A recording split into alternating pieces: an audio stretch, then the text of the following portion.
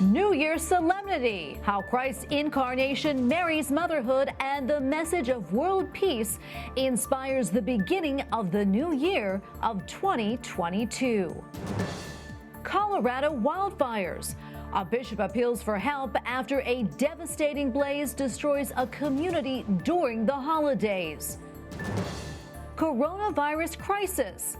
A U.S. cardinal is impacted as cases multiply.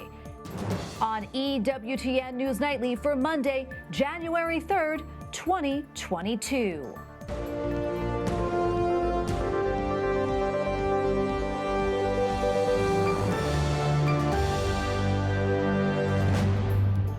A Merry Christmas and Happy New Year to you, and thank you so much for being with us tonight. I'm Tracy Sable. President Joe Biden says that he has a plan to lower meat prices at the grocery store. He blames big meat and poultry companies for charging too much and for hurting farmers and ranchers. But the meat industry is firing back, saying the White House is trying to blame the meat industry for inflation and is ignorant when it comes to agriculture, economics, and the fundamentals of supply and demand. White House correspondent Owen Jensen reports. In the middle of a windy snowstorm, President Joe Biden made his way back to the White House facing another storm of a much different variety.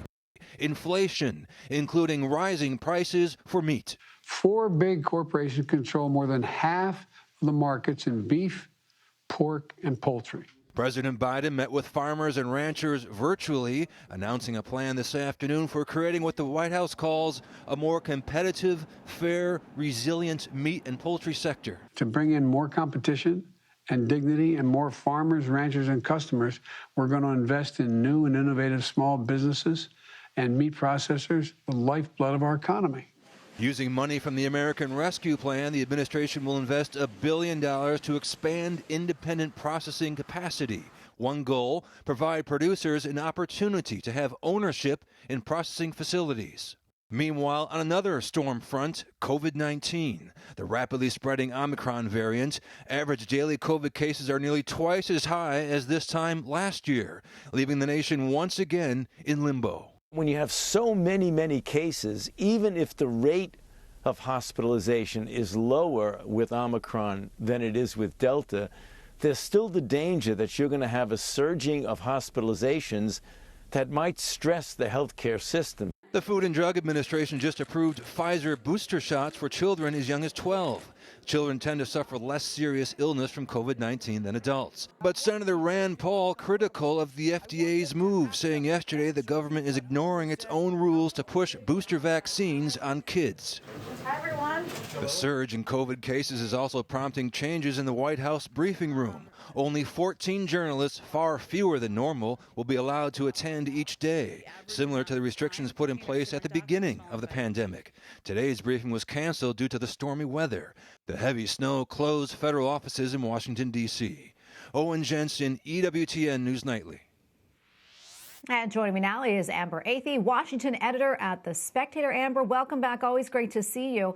As we just heard, President Biden is casting the blame on major meat processing companies for the current high prices. I know that you've reported on the monopolies in the meat industry before. Do you think President Biden is right? Do you think it's their fault? And do you think his plan will work to help bring down those prices and also help smaller farmers in the process? Well, I think that Joe Biden is correct in the sense that the meat industry is very monopolistic. There are just a few major producers that own the vast majority of production facilities.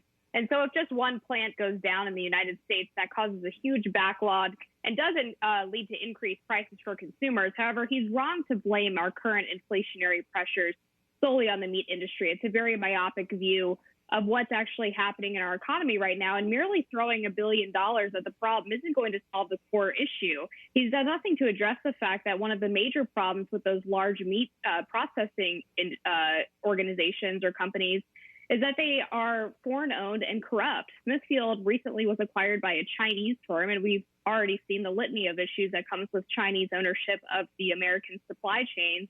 And there's another corporation called JBS that was previously owned by the Bautista brothers, which are a Brazilian family that has been accused of insider trading, but for some reason was given a reduced fine by the United States government when they were found of all these corrupt business practices.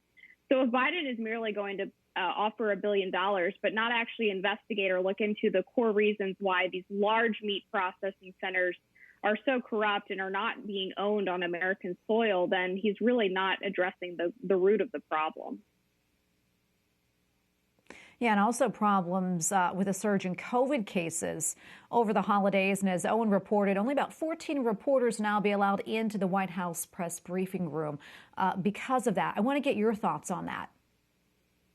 Well, it's really unfortunate that the White House Correspondents Association has chosen to move forward this way, considering the fact that 99% of the White House press corps is vaccinated. So even if they do happen to catch a case of the Omicron variant, the likelihood of them facing severe side effects is very, very minimal. And then there's the point that when we had to go to a reduced capacity in the White House earlier in the pandemic, the WHCA made sure to allow all outlets to be represented by having rotating seats for smaller, more independent outlets.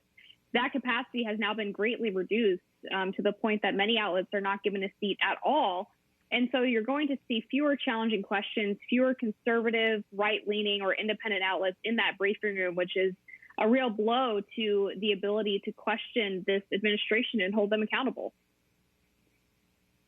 Yeah, that is an issue for sure. Another thing I want to talk about, Amber, is how COVID is actually getting people banned from social media, including Representative Marjorie Taylor Greene, the first member of Congress ever to be permanently banned from Twitter. But she's not the only one. Dr. Robert Malone, who's considered the inventor of mRNA technology, he was also banned from Twitter, as well as YouTube for an interview that he did. Help us understand this. I mean, what is happening here? Well, it surely seems like the social media companies are all in on censoring anyone who questions the prevailing narrative about COVID-19 and the vaccines. And Twitter has come out and said that if you say something as simple as people who are vaccinated can still spread the virus, then your account will be suspended. That is an incontrovertible fact that people who get the vaccine can still catch and spread the virus. So they are actively peddling misinformation while claiming to be cracking down on misinformation. It's completely backwards, and it just goes to show that they are more interested in pushing a left-wing ideology than they are in allowing people to share information or even the truth. Yeah, and as you said, you know, these bans are happening sort of in the name of stopping what they say is so-called misinformation.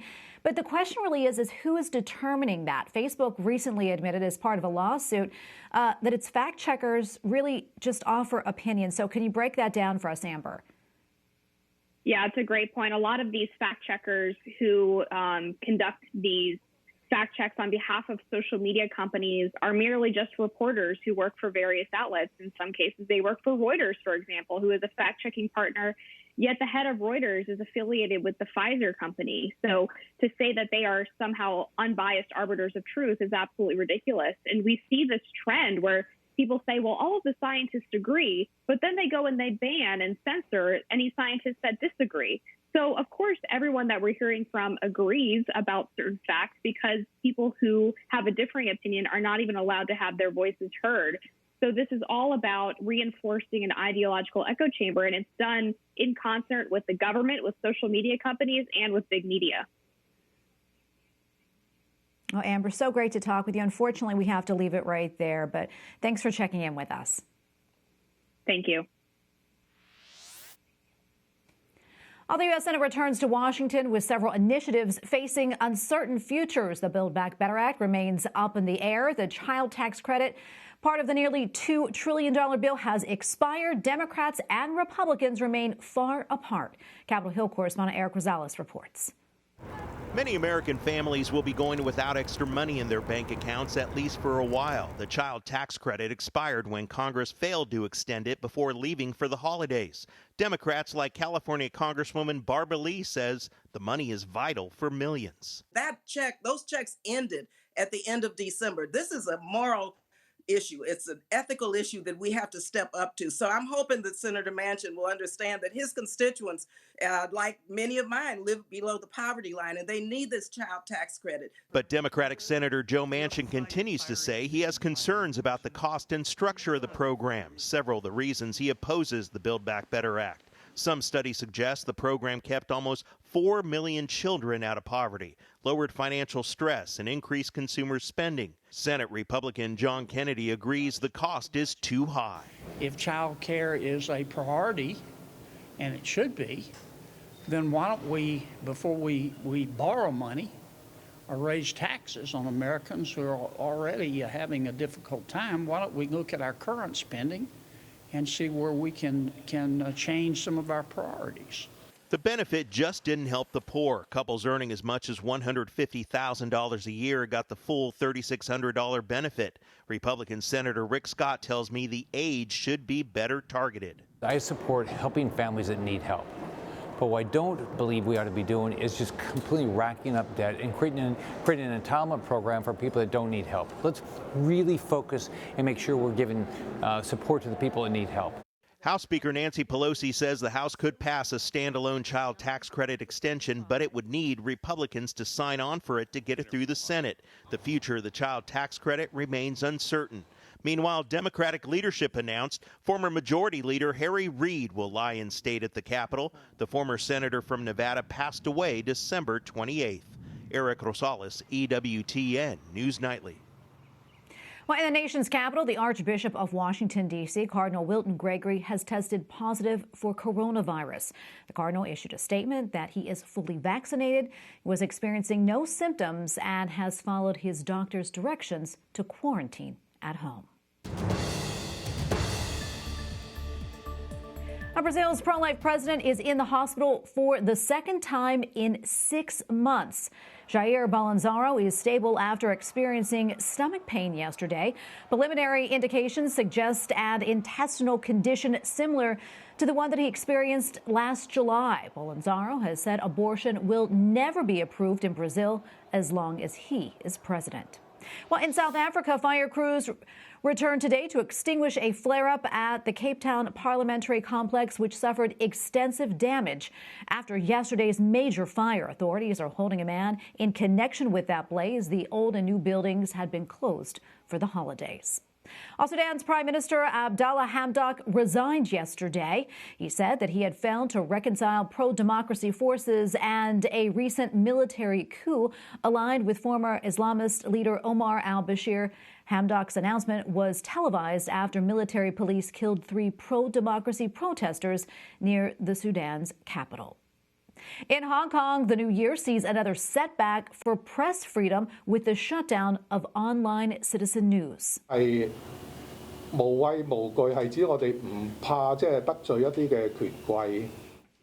site's founder, Chris Young, says that he was never afraid to criticize the Beijing-backed government. His Citizen News is the 3rd outlet to close due to crackdowns in recent months, which have also shut down Apple Daily and Stan News. Coming up, Pope Francis shares spiritual resolutions for Catholics as the new year begins. And marking World Peace Day. More on the special day established by St. Paul VI.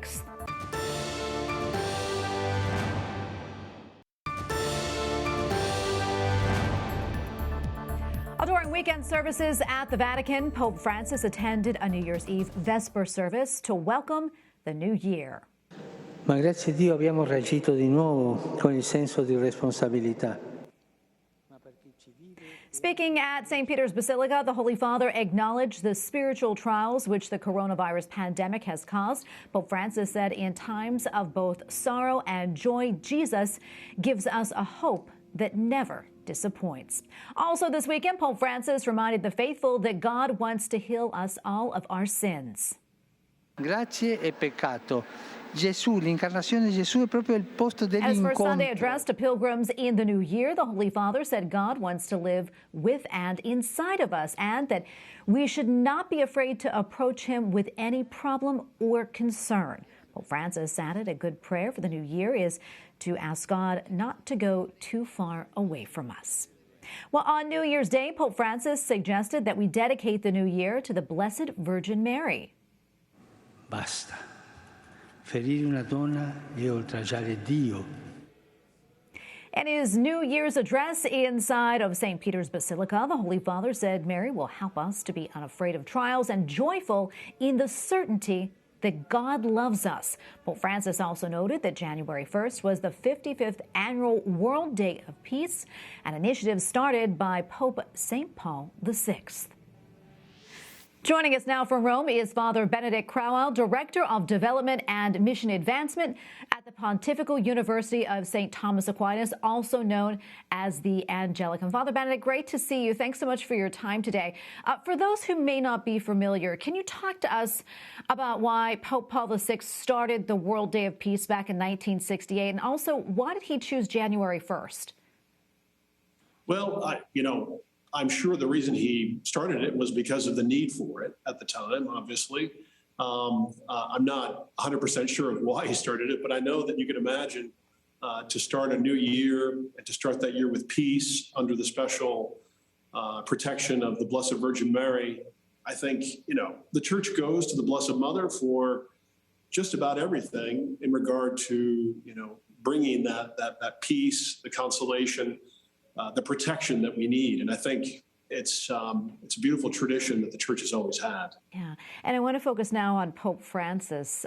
Can you talk to us a bit more about his remarks on New Year's Day? Yeah, well, his message for the world, it spoke about tools for lasting peace and building an architecture of peace. So what does that mean? He gave us 3 different things that we should be thinking about. And I think he's really talking to world leaders here, but he's also talking to each and every one of us. And the first one is dialogue between generations. The second is education as a factor for freedom, responsibility, and development. And the third is work as a means of human dignity. So, these are all things that everyone needs to work on, especially to provide for, especially world leaders. But he sort of begins by beginning with the prophet Isaiah, and he says, how beautiful upon the mountains are the feet of the messenger who announces peace. And he talks about the dialogue between generations, so between older people and younger people. And I think, these things that he's talking about specifically, they all have kind of, there's been major problems as a result because of the pandemic.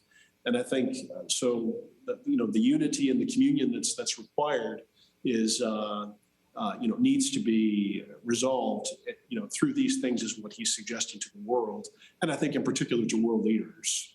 Yeah, it's so true. We really do need to come together. I'm going to switch gears here slightly before I let you go. Can you talk about how things are right now at the Angelicum, and what are some of the projects maybe that you're working on or have in store for the new year?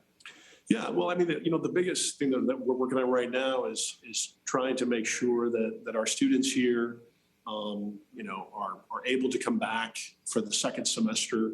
We're on a break right now, and then we'll take a short break after exams and come into the second semester again. And we expect a number of students who were unable to get in from the first semester to be able to come for second semester in person.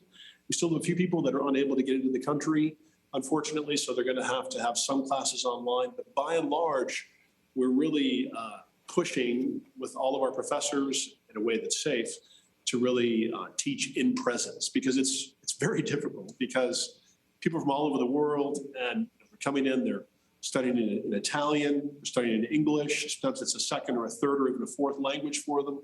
So in order to actually, comprehend and grasp what's happening in the class, in presence is absolutely essential. Well, Father Benedict, thank you so much for your time today. It was great to be with you, and Happy New Year to you. Happy New Year to you. God bless you, and Merry Christmas. Up next, coronavirus update. We assess new challenges posed by the Omicron variant.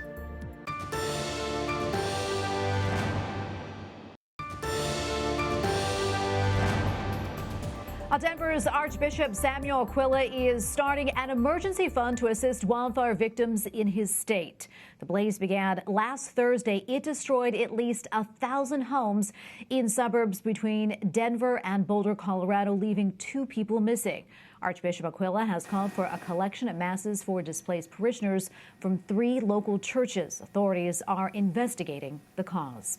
The Biden administration announced its federal vaccine mandate for employers who have over 100 workers back in November of 2021. A federal court swiftly halted the mandate, saying that President Biden overstepped his authority. However, last month, an appeals court reinstated the mandate. The president is now asking the Supreme Court to uphold the mandate, while former Vice President Mike Pence filed an amicus brief opposing it. The Supreme Court is set to hear oral arguments this Friday. And joining me now is Dr. Joseph Meaney, president of the National Catholic Bioethics Center. Dr. Meaney, great to see you. Hope you are doing well. With the Biden administration's vaccine mandate back in play here, a number of states are creating legislation to ensure religious exemptions. I'd like to get your thoughts on that and all these mandates. Yeah, so I mean, it's been a consistent theme, throughout the whole COVID vaccine mandate issue at the employer level, at the state level, at the federal level, the need for people to be able to get exemptions, and thousands and thousands, maybe millions of people asking for these exemptions. But it's always been very complicated, right, to see all the different rules that have been put into place. But ethically speaking, there's just a need to respect people's consciences and to have a way to do that. And I think the courts have been upholding that consistently. Yeah, and as we know, a number of workers, including healthcare workers, too, across the nation have either quit or they've been fired due to these vaccine mandates. I want to talk about that, when it comes to healthcare workers, but also mandates that are happening in a number of cities across the country. Of course, we know in New York, they're requiring proof of vaccination to enter restaurants and other venues, and they'll soon be doing that in Boston and also in Washington, D.C. Yeah. So, one of the things that I find most striking is, of course, New York City was the pioneer in terms of putting all these different COVID restrictions. And they're actually having a surge in cases worse than ever in the whole pandemic. So it seems like, the very strong restrictions have not been restricting the spread of the disease. Other places that have very few restrictions, like Texas, for instance, they're having a surge in cases, but not nearly as bad as before. So I think there's a certain tension there between, individual liberty and rights and effectiveness. And it hasn't really been proven that all these very strong restrictions have been actually leading to positive results. Yeah, and it seems to be causing a lot of division as well between people that maybe are vaccinated or have chosen not to get the vaccine for one reason or another. A group of people that have chosen not to get the vaccine, there are quite a few in the military. The Marine Corps has been actually discharging servicemen and women for not complying to its vaccine mandate. And I know that thousands have actually requested religious exemptions, but so far as we know, none of those exemptions have been granted. Can we talk about the danger here? And why is religious liberty, it seems in this instance, being disregarded? Yeah, it seems like, the public health concern that, that it's good to be vaccinated and that the military should be prepared has been kind of overriding all other considerations. Although I have to say, Archbishop Broglio, who's the Archbishop of the military archdiocese, has been very strongly advocating for conscience rights and saying, look, individuals should not lose their rights simply because they're in the military or simply because they're an employee of a company, but rather, these rights should be respected across the board. And so I think we are seeing a problem here where, there seems to be a little bit of an ideological push saying, well, wait a second, we're not going to allow any exemptions for religious or conscience reasons. And that's not really acceptable. Each case has to be looked at. And in particular, I think individuals should have their conscience rights upheld as far as possible. Yeah, we don't have a whole lot of time left, but I do want to talk about this. There's a recent report that came out by the New York Times that found that non-invasive prenatal, that is genetic testing for rare disorders, actually had an abnormally high false positive rate with an average of about 85%, which is kind of astonishing. I want to get your take on that. As we know, oftentimes women who receive this news of an abnormal test are advised by their medical providers to terminate the pregnancy and have an abortion. Your thoughts on this? Yeah, that is a tragedy within a tragedy. I mean, the first tragedy is to think that, a handicapped child deserves the death sentence. But the second of all is people aborting children that are perfectly healthy simply because they got a false positive result on a prenatal test. I think it's very important to realize that everyone has the right to life, and even handicapped children, but in particular to be very cautious about these test results, because you're right, there are a lot of false positives and people who are having abortions thinking that they have a child who has a syndrome or something else, and they don't. So it just adds a double tragedy, really. Yeah, it's heartbreaking on so many levels. And before we let you go, Dr. Meaney, any final thoughts or anything else that you are keeping your eye on right now? So we're looking at COVID vaccine mandates for children, and that raises a whole new aspect of ethical issues that need to be resolved. And a lot of these seem to be on the horizon. So we're thinking about that quite a bit. All right. Thank you so much, Dr. Meaney. Great to speak with you. And as always, to get your insight.